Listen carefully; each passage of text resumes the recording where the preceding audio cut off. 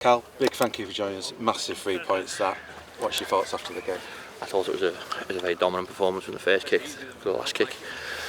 Frustrated it was only 1-0 and didn't even think we hung on. I thought we were very competent towards the back end of the game. Really happy. Obviously with next week's game being called off, it gives us 2 weeks now to get Sam actually back up to speed.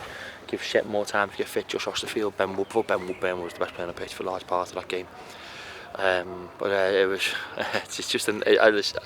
I'm happy for my players and happy for the fans who consistently come everywhere with us, and I keep saying, like, our journey is still so young. Everyone speaks about the external things and what's happening at the club, and we're so young and we're all learning about different things consistently, and we have the responsibility to keep doing the right things. And I thought today you were exceptional. Yeah. I really do. In the first half, there was a bit of an arm wrestle quality to it. Second half, though. No, what do you mean? No, it was like a bit of a battling performance. No, I thought we were brilliant. No. So I like you, but I don't like the comment, because I thought from the first we dominated most second balls. We passed forwards more.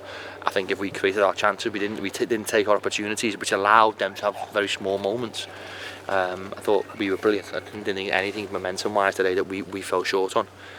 I think my players, I'm so proud of them because they give me everything week in, week out, and we're only going to keep improving. The point I was going to make was, coming out in the second half early on, we really went at them. Yeah, I felt we were angry.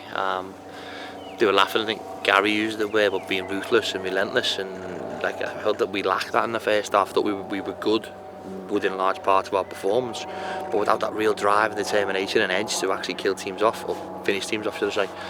So I think once we found that, I thought we looked a very, very good team.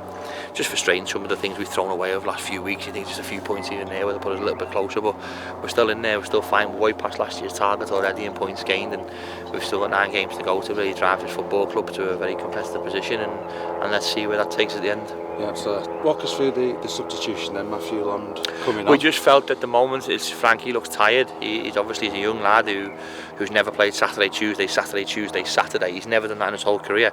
And there seems to be a little bit of a flippancy in his performance, a little bit of a labouredness, and I'm looking at it. I think we need a goal.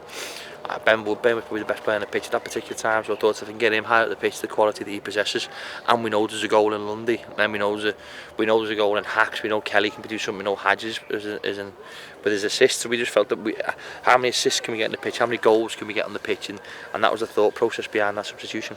And it's one of those goals as well. It was like almost slow motion-esque, really, wasn't it? It was horrible. It's one of those goals that could start something, I think, with, like you say, 9 games left. Plus, it's one game. We have a lovely break now.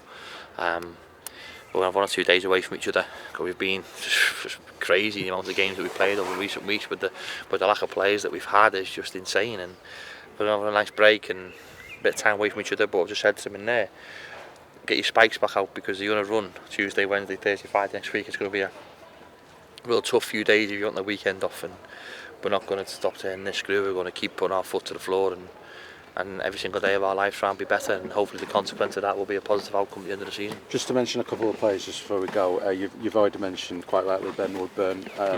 Minoga was great, Shepherd was great, Tilt was superb, Fauna was good. I mean, I could name the whole team. Yeah, the whole team was actually, I think obviously it's in the clean sheet, but I think it's large part of having Shep back and having Garbs on the outside of that, because they're such good players, and I think having Hadj Minoga on the right wing back and having Kelly back the left wing back, it just gives you so much more than other teams can't cope with. And from my point of view, it was impeccable, our performance today. I think from every aspect. I'd just be critical of our final ball, or our attention to detail once we entered the opposition's box. We got to the byline 3 times today and nothing come of it. That's something that has to change. But moving forward, we'll be better because of it, and hopefully now we'll dust ourselves off. And it wasn't Bromley away in the next game, is it? Yeah. Another very difficult game, and we'll look forward to the challenge. And you've already said you're going to send them out on a run and stuff, but is it kind of beneficial in a way, the Doncaster thing, because it allows you to catch up with the injuries and stuff like that? You can say yes, but then it can hinder you as well. I'm not one of them people that says it's a positive or a negative. I think you just have to accept the way the Football League season finishes or falls, and you just deal with all the consequences in your own right. And from that point of view, we thought we'll just adapt our schedule, and we'll make sure that we're better.